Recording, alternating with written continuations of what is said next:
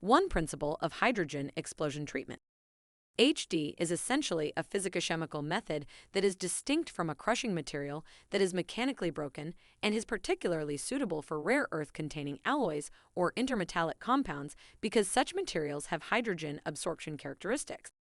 For example, NdFeB hydrogenation after the formation of hydride, due to hydride generation lattice expansion, the enormous stress generated by NdFeB crystal to produce many microcracks, the material becomes loose and even become coarse powder, followed by heating dehydrogenation. A large part of the main phase hydride back to the original Nd2Fe14B coarse powder, and a part of the Nd-rich hydride remains in the material. 2. Important notes for the HD crushing process. 2.1 Hydrides. It is important to note that the coarse powder produced by HD is not only the coarse powder from the original casting strips, which still retains some hydrides, whose chemical composition and magnetic properties are changed. This must be fully considered in the subsequent steps of NdFeB magnet production and dealt with accordingly. 2.2 Particle size.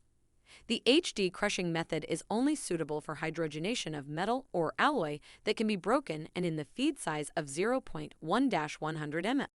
The powder size is about 10-1000 mm for hydrogen storage alloy. 2.3 Reaction tank placing.